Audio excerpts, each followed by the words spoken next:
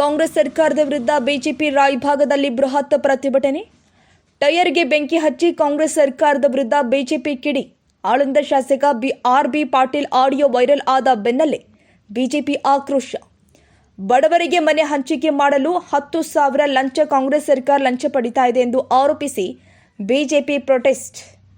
BJP ರಾಜ್ಯ ಪ್ರಧಾನ ಕಾರ್ಯದರ್ಶಿ ಪಿ. ರಾಜೀವ್, ರಾಯಭಾಗ ಶಾಸಕ ದುರ್ಯೋಧನ ಐಹೊಳೆ ನೇತೃತ್ವದಲ್ಲಿ ನಡೀತಾ ಇರುವ ಪ್ರತಿಭಟನೆ.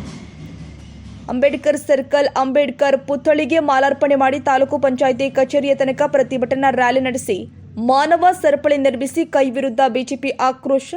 ಇನ್ನು ಪ್ರತಿಭಟನೆಯಲ್ಲಿ 500ಕ್ಕೂ ಹೆಚ್ಚು ಕಾರ್ಯಕರ್ತರು ಭಾಗಿ.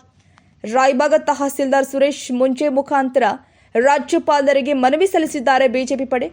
ನಂತರ ರಾಯಭಾಗ ಶಾಸಕ ಡಿ.ಎಂ. ಐಹೊಳೆ ಮತ್ತು ಕುಡಚಿ ಮಾಜಿ ಶಾಸಕ ಪಿ. ರಾಜೀವ್ ತಾಲೂಕು ಪಂಚಾಯಿತಿ ಕಚೇರಿಗೆ ಬೀಗ ಜಡಿದು ಪ್ರತಿಭಟನೆ. ಹೀಗಾಗಿರುವ ಬಡವರ ಮನೆಗಳ ಸಮಸ್ಯೆಗಳನ್ನು ಮುಂದಿನ ತಿಂಗಳ 3ನೇ ತಾರೀಕಿನ ಒಳಗಾಗಿ ಸರಿಪಡಿಸಿದರೆ ಉಗ್ರವಾದ ಪ್ರತಿಭಟನೆ ಕೈಗೊಳ್ತೀವಿ ಅಂತ ತಹಸೀಲ್ದಾರ್ ಅವರಿಗೆ ಮತ್ತು ತಾಲೂಕು ಪಂಚಾಯಿತಿ ಕಾರ್ಯನಿರ್ವಾಹಕ ಅಧಿಕಾರಿಗೆ ಖಡಕ್ ಎಚ್ಚರಿಕೆ ಕೊಟ್ಟಿದ್ದಾರೆ ಬಿಜೆಪಿ ರಾಯಭಾಗ ಮತಕ್ಷೇತ್ರದ ಹಾಲಿ ಶಾಸಕ ಮತ್ತು ಕುಡಚಿ ಮತಕ್ಷೇತ್ರದ ಮಾಜಿ ಶಾಸಕ. ಮಾಡಿದ್ದಾರೆ ಅದಕ್ಕಾಗಿ ಏನಂತೆ ನಮ್ಮ ಸುನಿಲನ ಕಾಂಬಳೆ ಅವರ ಬಗ್ಗೆ ಎಲ್ಲ ಒಂದೆರಡು ಮಾತನ್ನು ಮಾತಾಡ್ತಾರೆ. ಅವರಿಗೆ ಗಮನಕ್ಕೆ ತಂದಾಗ ನಮಗೆ ಹಾರೈಕೆ ಉತ್ತರ ನನ್ನ ಗಮನಕ್ಕೆ ಬರಲಿಲ್ಲ ಅಂತ ಹಾರೈಕೆ ಉತ್ತರವನ್ನು ನೀಡಿದ್ರು. ಅವರಿಗೆ ನನಗೆ ಪ್ರಶ್ನೆ ಮಾಡಿದರು. ಅವರಿಗೆ ತೋಡಿಕೊಂಡಾಗ ಶಾಸಕರು ನನ್ನ ಗಮನಕ್ಕೆ ಇಲ್ಲ ಅಂತ ಹಾರೈಕೆ ಉತ್ತರವನ್ನು ನೀಡಿದರು. ಭ್ರಷ್ಟ ಕಾಂಗ್ರೆಸ್ ಸರ್ಕಾರಕ್ಕೆ, ಭ್ರಷ್ಟ ಕಾಂಗ್ರೆಸ್ ಸರ್ಕಾರಕ್ಕೆ, ಭ್ರಷ್ಟ ಕಾಂಗ್ರೆಸ್ ಸರ್ಕಾರಕ್ಕೆ, ಭ್ರಷ್ಟ ಕಾಂಗ್ರೆಸ್ ಸರ್ಕಾರಕ್ಕೆ, ಜನ ವಿರೋಧಿ ಕಾಂಗ್ರೆಸ್ ಸರ್ಕಾರಕ್ಕೆ,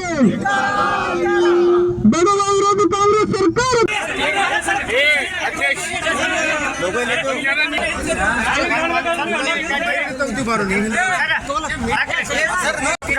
ಪಿಂಟು ಕೇಬಲ್ ಹಾಕೋ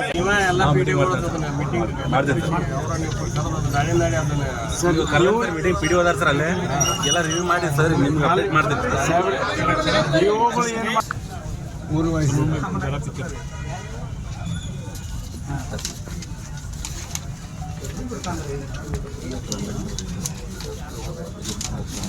ಮೇಡಮ್ ಸ್ಟೇಜ್ ವೈಸ್ ಪ್ರೋಗ್ರೆಸ್ ಏನಿದೆ ಈಗ ನಮ್ದು ಅರ್ಥ ಆಗೈತೆ ಸರ. ಈಗ ಒಂದೇನು ತಾವು PMAY ಏನದಲ್ಲ ಸರ, ನೀವು ಟಾರ್ಗೆಟ್ ತಕ್ಕಂತೆ GPS ಮಾಡಿಲ್ಲ. ಇಂಡಿವಿಜುವಲ್ GPY ರಿವ್ಯೂ ಮಾಡಿ ಎಷ್ಟು ಪೆಂಡಿಂಗ್ ಅದ, ಏನು ಮಾಡಬೇಕು ಅನ್ನೋದು CS ಅವ್ರ ಗಮನಕ್ಕೆ ನಾವು ಇವರು ತಂದು ಸರಿಪಡಿಸ್ತೀವಿ. ಆಮೇಲೆ ಅವಶ್ಯಕತೆ ಇದೆ ನಮ್ಮ ಶಾಸಕರು ಮಾತಾಡ್ತಾರೆ ಸರ್. ಈಗ ನೆಕ್ಸ್ಟ್ 2ನೇ ಸರ ಈಗ ಸ್ಟೇಜ್ ವೈಸ್ ಮನೆಗಳದ್ದು ಏನಾದರೂ ಈಗ ಪೇಮೆಂಟ್ ಆಗೋದು ಬಿಡೋದು ಕಾರ್ಪೊರೇಷನ್ ತಮ್ಗೆ ಗೊತ್ತದೆ ಸರ್. ಪೆಂಡಿಂಗ್ ಮನೆಗಳ ಪೆಂಡಿಂಗ್ ಯಾವ ಇವ್ರದ್ದು ಅದು ಎಷ್ಟನೇ ತಾರೀಕು GPS ಅಪ್ರೂವ್ ಆಗಿದೆ, ಓಕೆ ಎಷ್ಟನೇ ತಾರೀಕು ಆಗಿದೆ, ದುಡ್ಡು ಎಷ್ಟನೇ ತಾರೀಕು ಬಂದಿದೆ ಗೊತ್ತಾಗುತ್ತೆ.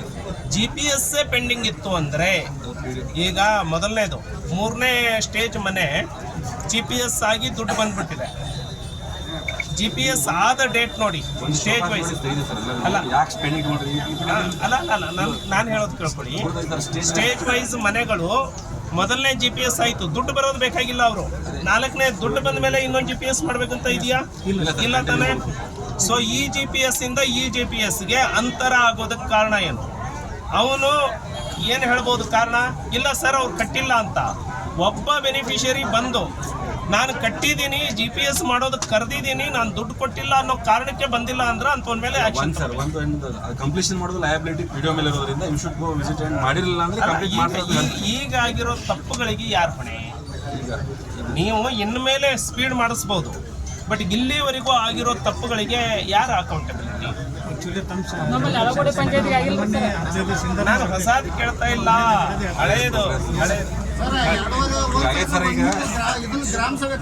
ಇದೆ. ಅಧಿಕಾರಿಗಳು ಯಾವ ರೀತಿ ಜನರ ಬಗ್ಗೆ ಸ್ಪಂದಿಸ್ತಾ ಇದ್ದೀರಿ? ಭ್ರಷ್ಟ ಕಾಂಗ್ರೆಸ್ ಸರ್ಕಾರಕ್ಕೆ, ಭ್ರಷ್ಟ ಕಾಂಗ್ರೆಸ್ ಸರ್ಕಾರಕ್ಕೆ, ಜನ ವಿರೋಧಿ ಕಾಂಗ್ರೆಸ್ ಸರ್ಕಾರಕ್ಕೆ, ಬಡವ ವಿರೋಧಿ ಕಾಂಗ್ರೆಸ್ ಸರ್ಕಾರಕ್ಕೆ.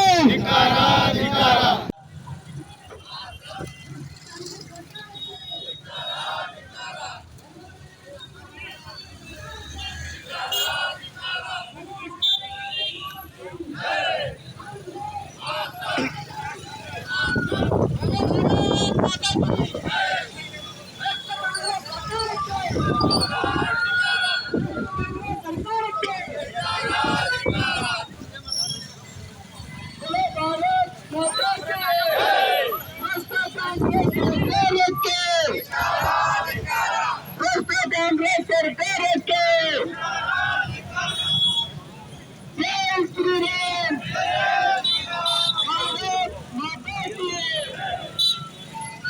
ಈಗೂ 2 ವರ್ಷ ಆದ ಕಾಂಗ್ರೆಸ್ ಸರ್ಕಾರ ಬಂದ ಬಳಿಕ ಏನೂ ಅನುದಾನ ಕೊಟ್ಟಿಲ್ಲ, ಒಂದು ಮಣಿನೂ ಕೂಡ ಕೊಟ್ಟಿಲ್ಲ. ಯಾರು ದುಡ್ಡು ಕೊಡ್ತಾರ ಅವ್ರಿಗೆ ಮಣಿ ಕೊಡಾಕ್ತಾರೆ. ಐಹೊಳೆ ಅವ್ರ ನಡೆ ಏನು? ತಾಲೂಕು ಪಂಚಾಯತ್ ಬೀಗ ಹಾಕಿದ್ದೀರಿ, ಮುಂದಿನ ನಡೆ ಅವ್ರಿಗೆ ಮುಂದೆ ಈಗ ಏನು ನಮ್ಮ ಈಗ ಕೇಂದ್ರ ಸರ್ಕಾರದ ಏನು ಮಣಿಗಳು ಈಗ 16,000 ಮಂಜೂರಾದ್ದು ಅದಾವಲ್ಲ, ಅವನ್ನೆಲ್ಲಾನು GPS ಬೇಗ ಅವನ್ನೆಲ್ಲ ಮಾಡಿ ಬಡವರಿಗೆ ಅವ್ರು ಕೊಟ್ರೆ ನಾವು ಈಗ ಅವ್ರ ಇಲ್ಲಾಂದ್ರೆ ಇಲ್ಲ. ಮುಂದಿನ ನಡೆ ಹೋರಾಟ. ಒತ್ತ ಹಾಕ್ತಾರೆ. ಹಾಂ, ಸರ್ಕಾರದ ವಿರುದ್ಧ ಹೋರಾಟ. ಓಕೆ. ಮರ್ಯಾದೆ ಅನ್ನುವಂಥದ್ದು ಅವರಲ್ಲಿ ಕಿಂಚಿತ್ತಿದ್ದರೆ ರಾಜೀನಾಮೆಯನ್ನ ಕೊಟ್ಟು ಈ ತನಿಖೆಯನ್ನ ಎದುರಿಸಬೇಕು. ಸನ್ಮಾನ್ಯ ಸಿದ್ದರಾಮಯ್ಯನವರು ಇಂತಹ ದೊಡ್ಡ ಆರೋಪ, ಬಡವರಿಂದ ಹಣ ಕೀಳುವಂತಹ ಆರೋಪಕ್ಕೆ ಗುರಿಯಾಗಿದ್ದಕ್ಕೆ ನಿಮಗೆ ಸಮಾಜವಾದಿ ಚಿಂತನೆಯ ಮೇಲೆ ಬಂದವರು ಅಂತ ಹೇಳ್ಕೊಳ್ಳಿಕ್ಕೆ ಯಾವುದೇ ನೈತಿಕತೆ ಉಳಿದಿಲ್ಲ. ಈ ಸರ್ಕಾರದಲ್ಲಿ ನಡೀತಾ ಇರುವಂತಹ ಭ್ರಷ್ಟಾಚಾರಕ್ಕೆ ಕನಿಷ್ಠ ಸಮಾಜದ ಮುಂದೆ ಮುಖ ತೋರಿಸ್ಕೊಳ್ಳೋ ಕಾರಣಕ್ಕಾಗಾದ್ರು ಜಮೀರ್ ಅಹಮದನ್ನ ಉಚ್ಚಾಟನೆ ಮಾಡಿ ತಾವು ನಾನು ಬಡವರ ಪರವಾಗಿ ಇದ್ದೇನೆ ಅಂತ ಹೇಳಿ ತೋರಿಸ್ಕೋಬೇಕು.